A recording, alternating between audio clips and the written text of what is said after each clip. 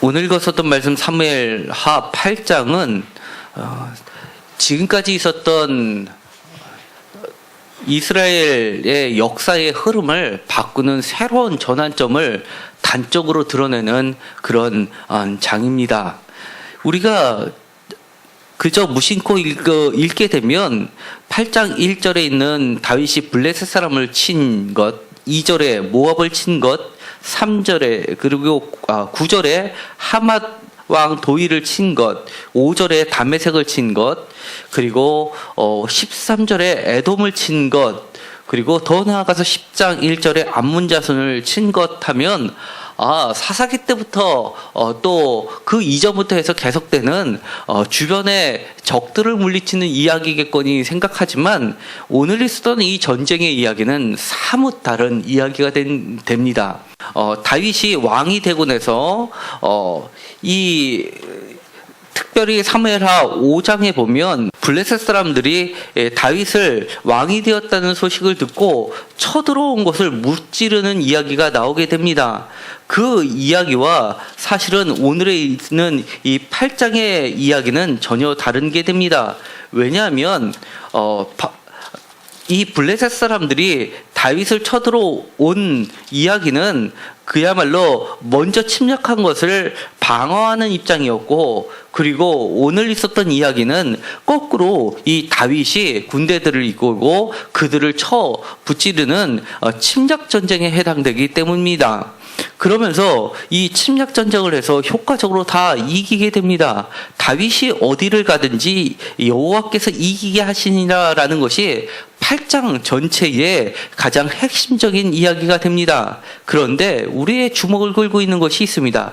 2절부터 있었던 모압을 치는 이야기가 바로 블레셋을 이기고 나서 제일 먼저 그 당시 팔레스타인의 패권을 장악하고 있었던 블레셋을 이기고 나고 또 철기 문화를 가지고 있었던 원적격에 해당하는 블레셋을 이기고 나니까 그 다음부터는 사실은 도미노처럼 무너지기가 쉬웠습니다. 그런데 제일 먼저 쳐들어갔던 곳이 바로 2절에 나와 있는 것처럼 모압입니다. 사실 이 모압은 미라는 단어하고 아부라는 단어가 합쳐져서 모압이라는 단어가 생겨난 겁니다. 아부는 우리가 잘 알고 있는 아버지입니다. 그러니까 아브라함의 사촌이 되는 거죠. 아브라함의 친척이 롯이 있었는데 소돔과 고모라 성에 멸망을 당하고 나니까 하나님의 심판을 받고 그가 피난한 다음에 두 딸이 아버지와 동침해서 낳은 자손 중에서 바로 동생에 해당하는 것이 모압이고 누나의 언니에 해당하는 지파가 바로 암몬입니다. 암몬은 바로 10장에 나온 이야기인데 특별히 이 모압은 사실은 다윗으로 치면 다윗 왕의 친할머니의 조상이 되는 겁니다. 그래서 우리가 사무엘상 22장에 보면 이 다윗이 사울의 낯을 피해서 도망가면서 자신의 부모님들을 결국 이 모압에다가 맡겨놓고 안전하게 하고 자기는 도망가는 일이 벌어집니다. 다시 이야기하면 이 모압이 다윗이 가장 어려웠을 때 다윗의 가족들을 지켜주었던 하나의 다윗이 태생하게 만들었던 모짜리나 마찬가지입니다. 그런데 그 모압을 제일 먼저 치는 겁니다. 치고 나서 거기에 보면 이렇게 되어 있습니다. 그들로 땅에 엎드리게 하고 둘로 지어서 그 두 줄 길이의 사람은 죽이고 한 줄 길이의 사람은 살리니라고 되어 있는데 표준세번역에는 이렇게 되어 있습니다. 그들을 땅에 엎드리게 하고 매 석줄 중에서 두 줄은 죽이고 한 줄은 살려 주었다라고 번역을 하고 있습니다. 그만큼 이것이 다른 곳에서 나오지 않은 표현이고 해석하기가 어렵습니다. 그러나 글자 그대로 저는 번역하는 것이 오히려 적합해 보입니다. 왜냐하면 두 줄 길이의 사람은 죽이고 한 줄 길이의 사람은 살린다는 이야기는 블레셋이 그렇게 강성할 수 있었던 것은 정말 골리앗과 같은 그 거인족에 해당하는 싸움을 잘하는 형제들이 있었기 때문인데, 쉽게 말해서 자신의 적이 될 만한 사람은 다 죽여버린 겁니다. 그리고 나서 힘이 없는 싸움을 능히 할 수 없는 사람들만 살려는 이렇게 잔혹한 형태의 전쟁을 치르게 됐습니다. 그리고 나서는 그들이 종이 되었습니다. 이 모압 땅은 그야말로 목초지로서 유명합니다. 그러니까 조공을 바치게 되면 풍부한 양털과 가죽 같은 걸로 해가지고 충분히 부를 축적할 수 있었던 겁니다. 그리고 그 다음에 소바왕 하닷에셀이라고 하는 것은 그만큼 북쪽을 이야기하는 겁니다. 이 하닷에셀도 굉장히 막강한 힘을 가지고 있었던 데입니다. 그리고 나서 이쪽도 물리치고 그림에서 보는 것처럼 저 맨 위쪽부터 시작해서 맨 밑에까지 해당하는 이 모압과 그 밑에 에돔까지를 다 정복하게 되는 겁니다. 그런데 다른 데들은 다 이해가 되는데 이렇게 모압을 먼저 치고 그리고 이 모압을 치고 나니까 10장에 가면 암몬과의 이야기가 나오는데 사실 암몬도 이 다윗과 아주 깊은 유대 관계를 갖고 있었던 족속들입니다. 그런데 그 아버지 나하스가 죽자 그 아들 한온에게 조문을 보내니까 10장 3절에 다윗이 그의 신하들을 당신에게 보내 이성을 엿보고 탐지하여 함락시키자 함이 아니니까라고 하면서 그 신하들이 그것을 거부하게 됩니다. 그 이야기는 이 모압과 암몬은 바로 형제 지파나 마찬가지인데 그 형제 지파에서 힘이 센 모압이 무너지는 것을 보니까 이 다윗이 굉장히 계략으로서 그들을 쳤다는 것을 알게 됐던 겁니다. 그래서 이 호의가 아니라 염탐꾼으로서 받아들일 수 없는 그런 입장이었다는 겁니다. 아무래도 이 다윗은 그 다음부터 무섭게 전쟁을 하기 시작합니다. 그러면서 모든 지역을 다 점하게 됩니다. 그리고 나서 바로 11절에 보면 이렇게 되어 있습니다. 다윗 왕이 금그릇, 놋그릇 그리고 그것도 여호와께 드리되 그가 정복한 모든 나라에서 얻은 은금 곧 아람과 모압과 암몬 자손과 블레셋 사람과 아말렉에서 얻은 것들과 소바왕 루옵의 아들 하닷에셀에서 노력한 것 같이 드리니라라고 했습니다. 다시 말하면 모든 노략물들을 하나님께 드렸다는 이야기입니다.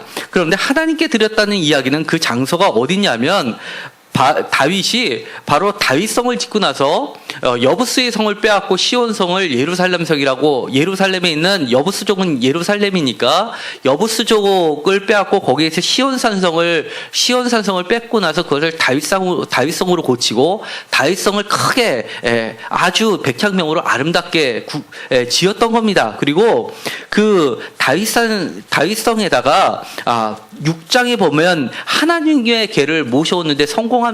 그러면서 이 16절에 보면 6장 16절에 보면 여호와의 궤가 다윗성으로 들어올 때라고 해서 분명하게 다윗성 안에 여호와의 궤가 있다는 것을 알려주고 있고, 그 구체적으로 다윗성 안에 보면 17절에 보면 다윗이 그것을 위하여 친 장막 가운데 그 준비한 자리에 그것을 두매라고 하니까 다윗성 안에 다윗궁에 인접한 곳에 이 언약궤가 놓여 있다는 것을 이야기하는 겁니다. 다시 이야기하면 이 여호와께 드린다라고 하는 것은 이 노략물을 모두 다 어디로 갖고 왔냐면 다윗성으로 갖고 왔다는 이야기가 되는 겁니다.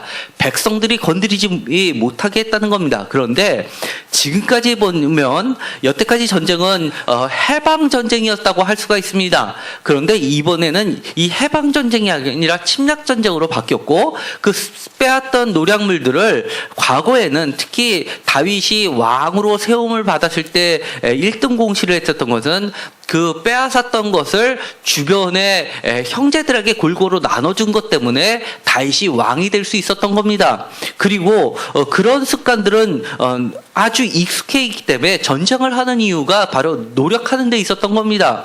심지어 사무엘하 3장 22절에 보면 그 다윗의 부하들이 돌아올 때조차도 돌아오는 과정 중에서도 복귀하는 과정 중에서도 노력해서 그 노력물을 탈취하는 것을 보게 됩니다. 그만큼 전쟁의 가장 큰 목적은 그들이 쉽게 말해서 산적처럼 뺏는 데 있는 겁니다.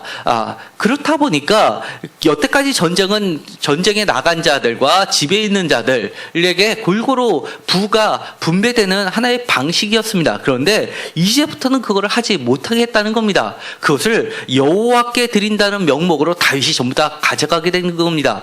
그러다 보니까 다윗 왕은 점점점 부강해질 수밖에 없었습니다. 왜 갑자기 이렇게 태도를 바꾸게 됐을까를 생각해 볼 수가 있습니다. 왜냐하면 고대 전쟁들을 보면 전쟁을 안 해도 되는데 전쟁을 하는 경우들이 있습니다. 예를 들어서 알렉산더 대왕이 세계를 제패한다라고 했을 때 우리가 위인전에서 있는 것처럼 세계를 하나의 제국으로 통일한다라는 것은 하나의 명분이고, 실질적으로는 그 전쟁을 일으키는 것이 바로 부를 축적하기 위해서 용병들을 썼는데, 용병들에게 줄 돈이 없다 보니까 그 돈을 충당하기 위해서 전쟁을 일으키고 그것을 급여를 제공하는 그런 형태들이었습니다. 그리고 또 다른 부를 축적하고 그리고 여러 가지 성을 쌓는 그런데 지금까지 다윗은 노략물을 골고루 나눠줄 뿐만 아니라 그것을 축적해 있었다가 이제는 그것을 최고급 백향목으로 갖고서 수입제를 쓰면서 이 다윗궁을 짓고 나서 재산이 거의 바닥에 났던 것으로 보이게 됩니다.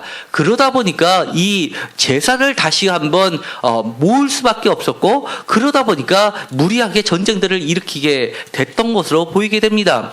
나중에는 사실은 솔로몬도 이 솔로몬 궁 더하기 예루살렘 성전을 지으면서 20년 동안 최고급 사양으로 건축을 하다 보니까 사실은 그것이 경제 파탄으로까지 이어지게 됨을 봅니다. 그래서 남유다와 북이스라엘이 갈라지게 되는 결정적인 원인이 바로 건축 사업에 있었던 것을 보게 됩니다. 마찬가지로 이것을 충당하기 위해서 무리한 전쟁들을 일으키게 됩니다. 그러면서 덧붙이는 말이 있습니다. 이 다윗이 이 주변들을 정복하고 나서 15절에 보면 정의와 공의를 행할세라고 합니다. 그런데 사실은 예루살렘이라는 것은 젤렘입니다. 젤렘은 바로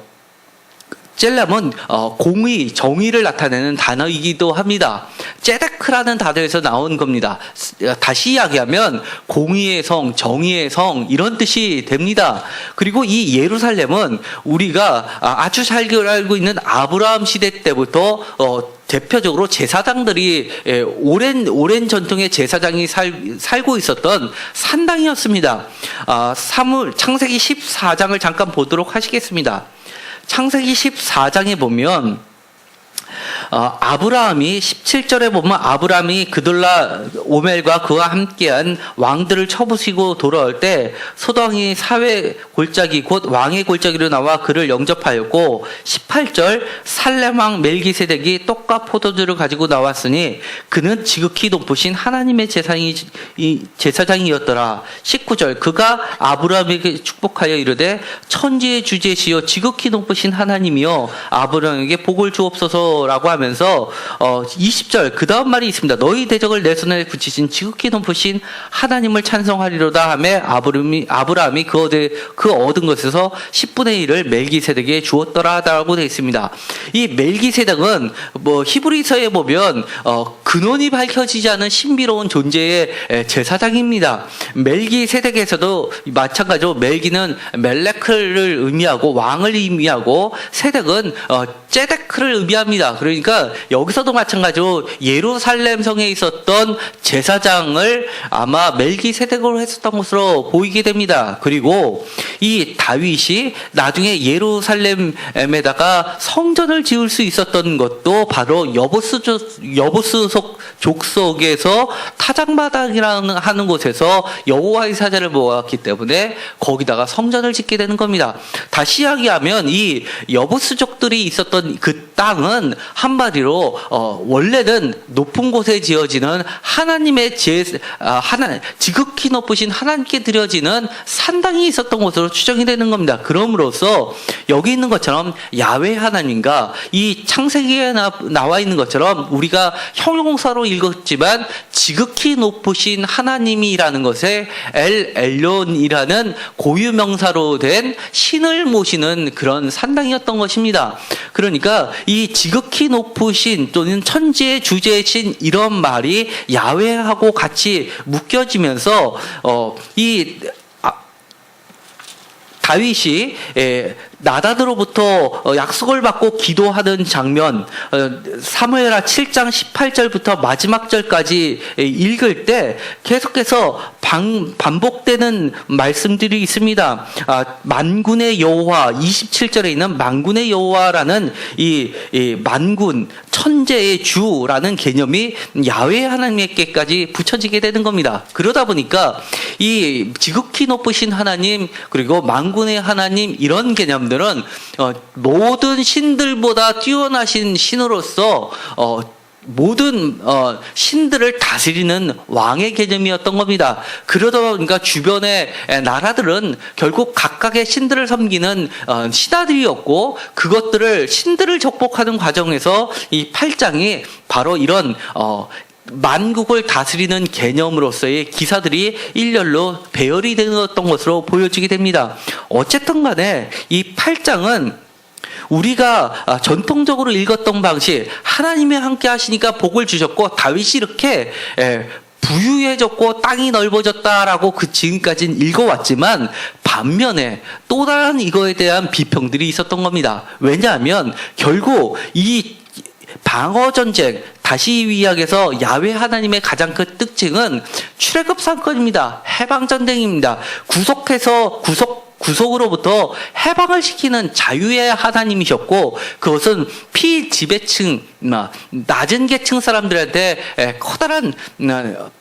커다란 힘이 되었던 그런 신이었습니다. 그렇기 때문에 이런 개념이 지파의 연합체의 성격을 유지시켜줬던 결정적인 원인이 됐던 겁니다. 그래서 북이스라엘은 그런 선지자 계통들의 전통을 이어받아서 모든 의사를 결정을 할 때 항상 회의하고 연합해서 합의해서 도출하는 것만 따르는 언약적 개념이 강했던 거고 지금 다윗이 시작은 언약적 개념으로 다윗이 헤브론에서 11개 지파로부터 최종적으로 기름을 받고 언약을 맺은 걸로 왕이 됐지만 왕이 되고 튼튼한 성을 구축하고 나서부터는 이제는 여부수족들이 섬기는 그런 신의 개념을 거기다가 덧붙이면서 지금까지 이루어왔던 지파 연합체들의 전통들을 하나씩 무너뜨리고 있다는 겁니다. 그러다 보니까 이것이 나중에 점점점 커져서 그 아들인 솔로몬이 그대로 아버지의 정책을 더 확대시키고 그것이 결국은 남과 북을 갈라지게 되는 시작점이 되는 게 바로 8장에서부터 구체적으로 드러나는 사건이라고 할 수 있습니다. 우리가 다 알고 있듯이 이 사건을 긍정적으로 8장에 있었던 이야기들을 긍정적으로만을 볼 수 없는 이유들이 몇 가지가 사무엘하에서도 소개가 되고 있습니다. 우리가 아주 잘 알고 있는 것처럼 압살롬의 반란 이야기가 나옵니다. 압살롬의 반란 이야기가 나올 때 압살롬이 반란을 시작할 때의 모습이 나오게 됩니다. 다윗의 성 앞에서 이 압살롬이 재판을 받으러 오는 사람들에게 그들에게 좋은 말로 해서 그들의 환심을 사는 장면들이 나오게 됩니다. 그 이야기는 압살롬은 그 당시에 갖고 있었던 불만을 흡수했던 것을 보이게 됩니다.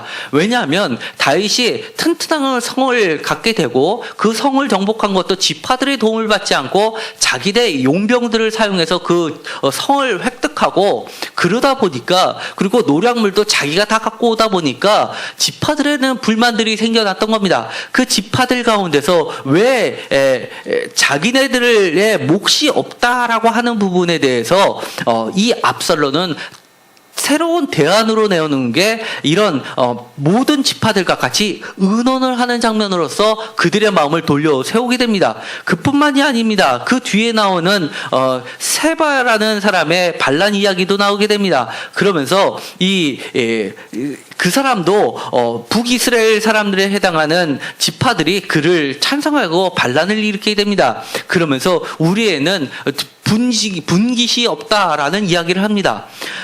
다시 이야기하면 이야기가 좀 더 복잡되지만 원점으로 돌아가겠습니다. 사실은 예루살렘은 하나님의 정의와 공의가 이루어지는 도시 성으로서 하나님이 그에게 선물로 주었던 것입니다. 그것을 주심으로써 하나님이 다윗에게 기대했었던 것은 바로 정의와 공의의 그리고 평화의 나라를 꾸며주기를 바랬는데 다윗은 조금씩 벗어나기 시작했다는 겁니다. 그러면서 명칭은 정의와 공의를 이야기를 하지만 사실은 많이 빗나가게 됩니다. 그 뒤에 맨 마지막 장면에 보더라도 다윗의 아들들은 대신들이 되니라라고 돼 있지만 이 대신들이라는 말을 표준세번역에 보면 제사장 일을 보았다라고 돼 있습니다. 다윗의 아들들이 제사장을 일을 담당하게 됩니다. 다시 말해서 원어에는 코하님으로 대해서 코에는 제사장입니다.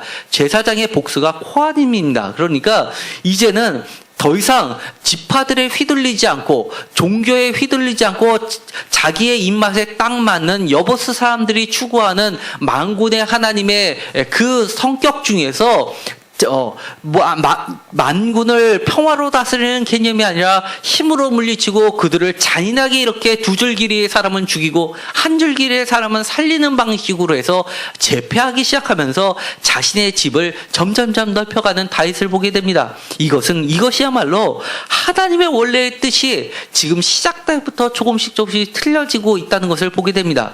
결국은 이 영원한 언약이 다윗에게 주어졌지만 다윗이 온전히 따르지 못하자 솔로몬에게서 깨어지게 되고 결국 하나님께서는 다윗의 자손을 통해서 그것을 통해서 바로 예수 그리스도를 나게 하셨고 예수 그리스도를 통해서 온전하게 이 영원한 언약이라는 개념이 예수 그리스도에게서 성취되는 사건으로 바뀌게 된다는 것을 보여주게 됩니다.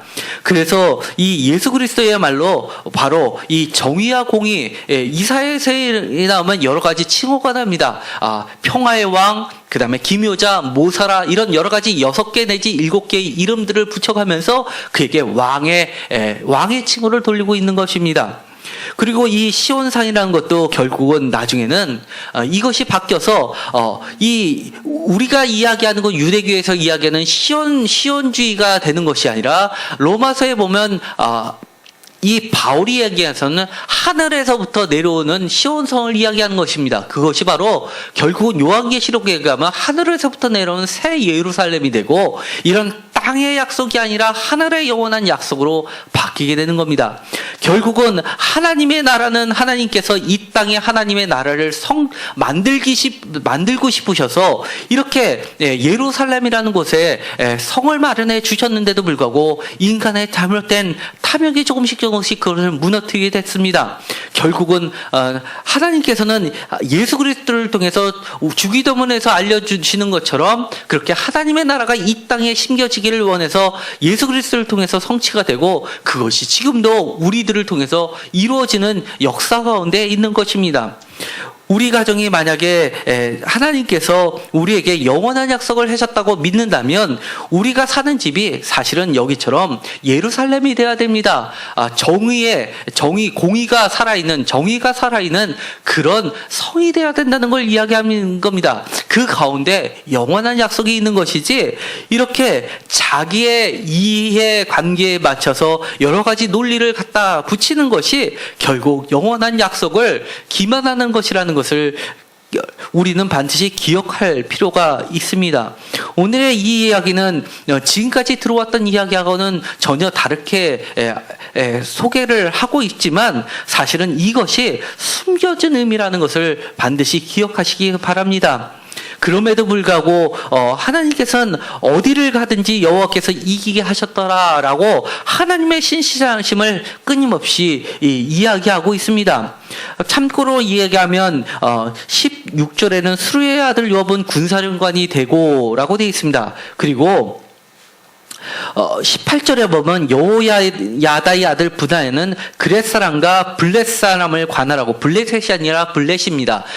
어떤 자는 이것이 블레셋을 블렛으로 쓴 거 아니냐라는 견해를 가진 학자들도 물론 있긴 하지만 블렛은 또 다른 용병으로 보고 있습니다. 그러니까 군사 체계가 둘로 나눠져 있다는 겁니다. 하나는 요압이 관장하고 있는 이스라엘, 유다와 이스라엘 연합 지파의 형제들의 그런 군사들을 관장하는 군사령관 한 명과, 또 하나는 분하야를 통해서 이 다윗이 이방인들의 용병들, 쉽게 말해서 급여를 주고 자신의 부하로 삼은 특별 부대를 꾸리는 두 개의 다른 체제로 운영을 했다는 것을 이야기합니다. 그렇다는 이야기는 이미 다윗은 지파들의 허락 없이도 마음대로 할 수 있는 준비 태세를 갖고 있다는 것이 전제가 되고 있습니다. 이것은 사실은 사무엘 상에서 사무엘이 처음에 왕을 달라고 이야기할 때 경고했었던 장면입니다. 사무엘상에 보면 사무엘이 이렇게 이야기합니다. 너희들이 왕을 달라라고 할 때 왕이 세워지게 됐을 때는 이런 일들이 벌어질 것이다라고 하면서 경고한 것들이 있습니다. 소위 말해서 왕의 규례라고 하는 것이 있습니다. 사무엘상 8장 10절에서 18절까지 나와 있는 겁니다. 거기에 보면 여러 가지가 나와 있는데 중요한 것 중에 하나가, 왕의 제도를 설명할 때 너희 아들들을 데려다가 그의 병고와 말을 어거하게 하리라라는 것은 표준세번역에서 다루는 일을 시킨다라는 이야기입니다. 지금까지는 형제들이 절대로 종이 될 수 없었습니다. 그런데 한마디로 종의 역할을 감당한다는 겁니다. 다시금 출애굽 사건을 통해서 형제들 사이에서는 종이 없게 만들으신 하나님을 거꾸로 가는 일이 벌어지게 된다는 겁니다. 그리고 또 12절에 보면 너희 아들들을 천부장과 50부장을 삼고 밭을 갈게 하고 자기 추수를 하게 할 것이며 자기 밭을 갈게 할 것이며 자기 무기와 병과 장비도 만들게 할 것이며 너희 딸들을 데려다가라고 하면서 이제는 형제 평등의 관계가 이런 종속의 관계로 바뀔 수 있음을 이야기합니다. 그리고 또 중요한 이야기를 합니다. 14절입니다. 밭과 포도원과 감람원에서 제일 좋은 것을 가져다가 자기 신하들에게 줄 것이고, 15절에 곡식과 포도원의 소산에 11조를 드릴 것이며 라고 합니다. 11조를 여태까지는 하나님께만 드려왔습니다. 그런데 제사장에게만 드려왔는데 이제는 왕에게 드린다고 얘기를 하는 겁니다. 마치 다윗 왕이 예루살렘 성회를 쌓고 나니까 아브라함이 예루살렘에 제사장에 들여서 11조를 드리게 했던 것처럼 이제는 자기가 제사장처럼 그렇게 11조를 받기 시작했다는 것을 의미하는 겁니다. 이제 노력을 해도 전쟁을 하면서 그 획득물을 갖지 못하게 되고, 그리고 나서 모두 다 왕의 소유가 되고 하면서 빈부의 격차가 비로소 다윗 때부터 생겨나기 시작했다는 겁니다. 그리고 솔로몬 때 가서는 더욱 심해졌습니다. 그러면서 그것이 밑바닥을 통째로 흔들어버릴 정도로 빈부차가 심해지게 됐다는 것을 이야기하고 있습니다. 이것처럼 왕과 영원하게 유지되려면 사회에 어쩔 수 없는 발전 관계를 따라가야 되는 것이 있지만, 성경에서 끊임없이 강조하고 있는 것은 그렇지만 그 안에 사라지지 말아야 될 정신이 있다는 겁니다. 그것이 바로 하나님의 공의와 하나님의 정의고 하나님의 평화라는 겁니다. 이것처럼 누군가를 지배하는 구조가 아니라 나의 백성을 너에게 나기도록 지도자로 삼았다, 목자로 삼았다라는 개념이지 상하의 개념이 아니라는 겁니다. 그들을 하나님의 백성을 맡은 위임받은 자일 뿐이고 이런 종으로 삼는 것이 아니라 정말 형제를 대우하듯이 그렇게 다스려야 된다라고 이야기를 하는 겁니다. 이 원칙은 우리의 모든 영역에서도 적용될 수 있습니다. 부모가 자식에게 할 때도 부모가 자식에게 무조건 명령하고 따르는 것이 아니라 사실은 이것처럼 하나님의 자녀를 맡은 관계로서 이런 속박의 개념이 아니라 도와주는 개념 그리고 목약하는 개념이 가야 될 줄 압니다. 교회도 마찬가지입니다. 교회가 점점 커지고 대형화될수록 이런 제도, 여러 가지 사회적 제도를 교회 안으로 갖고 들어옵니다. 그러다 보면 이 다윗처럼 어쩔 수 없이 조직과 상하, 종속의 개념이 생길 수밖에 없습니다. 그럼에도 불구하고 하나님은 그것이 옳다라고 이야기하는 것이 아닙니다. 사무엘서에서 이야기하는 것은 끊임없이 그런 제도를 발전 과정 과정에서 받아들이는 한이 있더라도 분명한 것은 그것이 잘못됐다라고 지적하면서 그 정신을 잃지 말라라는 겁니다. 그러면서 우리에게 다시금 원칙으로 돌아가게 만듭니다. 국가도 마찬가지입니다. 무조건적으로 밀실에서 꾸며가지고 그것을 일방적으로 발표하고 끝내버리는 그런 개념이 아니라는 겁니다. 그리고 이 정의와 공의는 어디를 가든지라는 것이 중요한 겁니다. 요즘에서 많이 문제가 되고 있는 김영란법을 이야기할 때 경제의 논리를 씌워서 많이들 얘기합니다. 11조의 손실이 직접적인 손실이 드러난다라고 그렇다고 하지만 하나님의 정의와 원칙, 평등의 원칙이 그리고 여러 가지 깨끗한 투명한 원칙이 바로 선다 그러면 많은 보고서가 이야기하듯이 그보다도 장기적으로는 훨씬 더 많은 경제적인 이득이 있다고 이야기합니다. 그럼에도 불구하고 아직도 많은 이야기를 하는 거 보면 안타까울 데가 없습니다. 5만 원 이상이 금지되어 있다 보니까 선물할 게 없다라고 이야기합니다. 세상에 선물을 주는 사람이 많습니까? 선물을 받는 사람이 많습니까? 선물을 받는 사람이 있자면 그만큼 권력을 많이 가진 사람들이고 권한이 많은 사람들입니다. 그런 사람일수록 급여가 많이 있습니다. 차라리 10만 원짜리 되는 소고기 같은 건 자기 돈으로 사 먹으면 되지 꼭 남한테 선물을 받아야지만 됐습니까? 그럼에도 불구하고 그런 이유를 들어서 하나님의 정의와 공의가 평등하게 벌어지고 그리고 영원한 언약을 맺으시려는 하나님의 그런 대원칙에 어긋나는 일들을 마치 당연하다듯이 논리를 펴나가는 것, 그런 것 잘못된 겁니다. 우리 기독교인들이 먼저 그런 것에 대해서는 분명하게 선을 그을 필요가 있습니다. 이 8장에서도 하나님이 어디를 가든지 다윗을 통해서 이기게 하시니라라고 하는 표현 자체도 나중에 선지자들의 많은 비평이 나왔던 이야기입니다.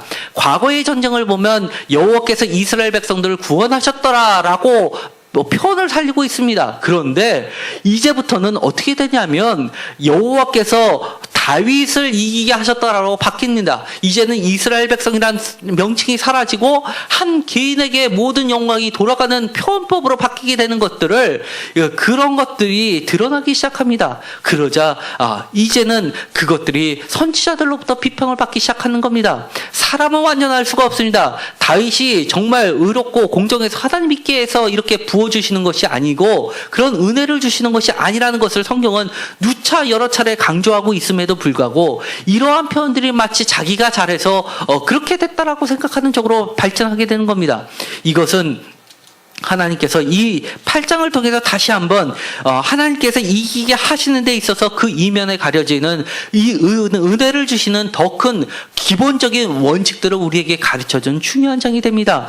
우리가 무엇인가 일이 술술 잘 풀릴 때 내가 잘해서라고 보다도 왜 이런 은혜를 주셨는지 다시 한번 우리가 곰곰이 되새겨볼 필요가 있습니다. 우리의 출발점이 어디고 하나님께서 왜 이렇게 하셨고 왜 이렇게 승승장구를 하게 하시는지 그것을 다시 한번 돌아볼 필요가 있습니다. 야훼 하나님입니다. 다윗이 7장 18절에서 마지막 절까지 다윗의 기도를 하는데 끊임없이 반복하는 10번에 걸쳐서 부르는 이름이 있습니다. 주 여호와여, 바로 18절 그리고 다시 주 여호와여, 20절 주 여호와여, 그러면서 22절에도 마찬가지로 24절 25절 그리고 그 이후에도 26절, 27절, 28절 끊임없이 이야기하는 것이 주 여호와여라고 부르고 있습니다. 우리가 다시 한번 야훼 하나님에게로 돌아갈 때에만 사실은 이 영원한 복, 영원한 언약이 유효하다는 것을 깨달을 필요가 있다는 겁니다. 야훼 하나님, 우리를 해방시키셨던 하나님, 우리를 평등하게 이끌어셨던 하나님, 그리고 정의와 공의를 베풀으셨던 그 하나님의 정신을 우리가 여러 가지 사회 발전이라는 명목하에 그것을 묻어둘 것이 아니라 원칙을 지키면서 우리의 영원한 언약에 해당하는 복을 누리게 되기를 간절히 소망합니다. 기도하고 마치기로 하겠습니다. 하나님 감사합니다. 우리가 축복을 받을 때 다시 한번 생각하게 하여 주옵소서. 이 내딛는 한 걸음이 하나님으로부터 시작된 것인지 아니면 하나님의 끊임없는 은혜를 망각하고 그것을 내 뜻으로 바꿔치기 하는 것인지를 생각할 수 있게 하여 주옵소서. 표면적으로 드러나는 모든 것은 이기게 하셨더라이지만 그 안에 숨겨져 있는 골막하고 있는 죄악이 숨겨져 있지 않은지 다시 한번 돌아볼 수 있게 하여 주옵소서. 이 모든 과정에서 하나님의 정의와 공의와 평화가 살아있는지, 그리고 내가 누군 것들을 빼앗고 있지 않는지, 누구를 억울하게 하고 있는지를 돌아보는 시간들이 되게 하여 주옵소서. 우리가 하나님의 정의와 공의와 그리고 공정함을 그 원칙을 지켜나갈 때 우리에게 약속하신 영원한 언약은 하나님의 신실하심이 그거를 온전하게 이루어 주신다는 것을 다시 한번 믿게 하여 주옵소서. 내 힘으로 이루는 것이 아니라 여호와께서 만군의 여호와께서 친히 이루시는 것을 우리가 누리며 살게 하여 주옵소서. 예수 그리스도의 이름으로 기도드렸습니다. 아멘.